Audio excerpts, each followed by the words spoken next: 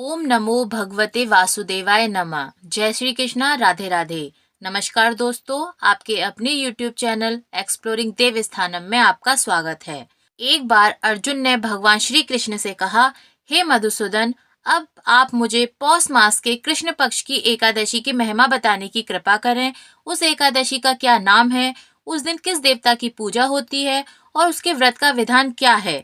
मुझ पर कृपा करते हुए यह सब मुझे विस्तार पूर्वक बताइए। अर्जुन की जिज्ञासा सुन भगवान श्री कृष्ण ने कहा, हे कुंती पुत्र, तुम्हारे प्रेम के कारण मैं तुम्हारे प्रश्नों का विस्तार सहित उत्तर देता हूँ। अब तुम इस एकादशी व्रत का महात्म्य सुनो। हे पार्थ, इस एकादशी के द्वारा भगवान विष्णु को शीघ्र ही प्रसन्न किया जा सकता है। पौष मास की कृष्ण पक्ष की एकादशी का नाम सफला है। इस एकादशी के आराध्य देव भगवान श्री नारायण हैं। इस एकादशी के दिन श्रीमन नारायण जी की विधि विधान के अनुसार श्रद्धा पूर्वक पूजा करनी चाहिए।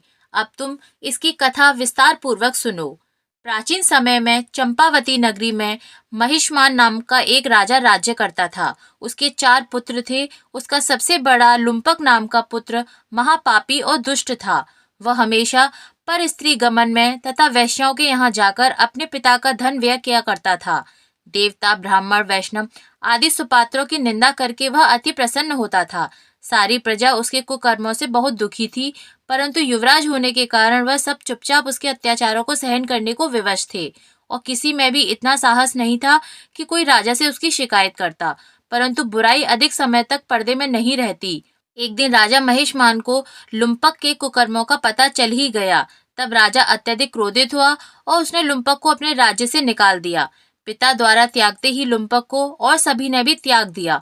अब वह सोचने लगा कि मैं क्या करूं, कहाँ जाऊं। अंत में उसने रात्रि को पिता के राज्य में चोरी करने की ठानी। वह दिन में राज्य से बाहर रहने लगा और रात्रि को अपने पिता की नगरी में जाकर चोरी तथा अन्य बुरे कर्म करने लगा। रात में वह जाकर नगर के निवासियों को मारता तथा कष्ट देता। वन में वह निर्दोष पशु पक्षियों को मारकर उनका भक्षण किया करता था।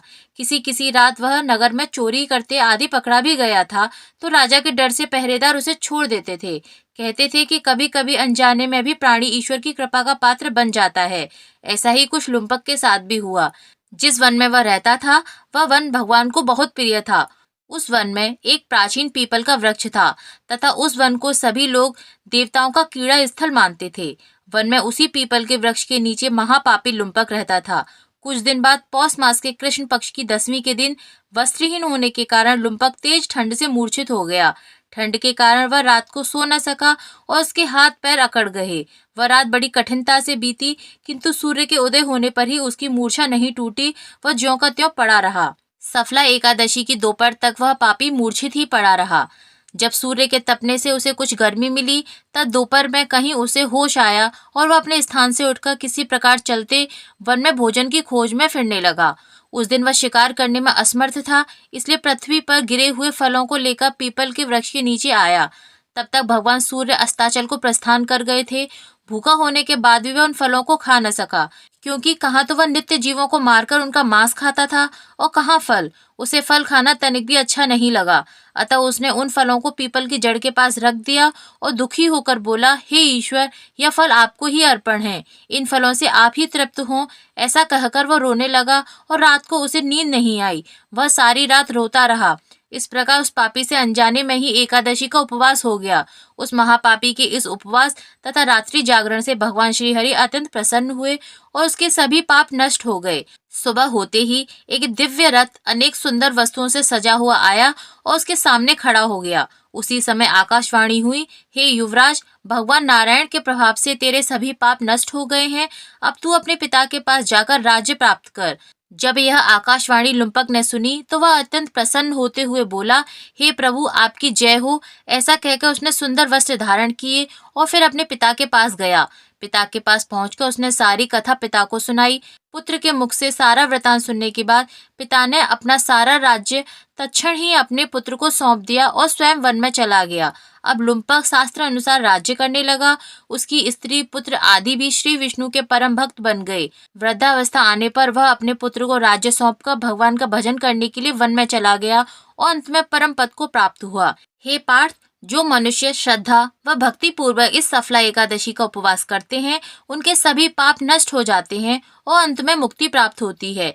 हे अर्जुन, जो मनुष्य इस सफला एकादशी के महात्म्य को नहीं समझते, उन्हें पूंछ और सींगों से विहीन पशु ही समझना चाहिए। सफला एकादशी के महात्म्य को पढ़ने अथवा श्रवण करने से प्राणी को राजसूय यज्ञ के समान फल प्राप्त होता है। यह सफला एकादशी की कथा हमें भगवान के अति कृपालु होने का भान कराती है। यदि कोई मनुष्य अज्ञानवश भी प्रभु का स्मरण करे तो उसे पूर्ण फल की प्राप्ति होती है। यदि मनुष्य निश्चल भाव से अपने पापों की क्षमा मांगे तो भगवान उसके बड़े से बड़े पापों को भी क्षमा कर देते हैं। लुम्पक जैसा महापापी भी भगवान श्री हरि की कृपा से वैकुंठ का अधिकारी बना। इसीलिए सच्चे भाव से, सच्ची श्रद्धा से भगवान श्री हरि का ध्यान करते रहना चाहिए। बोलिए भगवान श्री हरि की जय।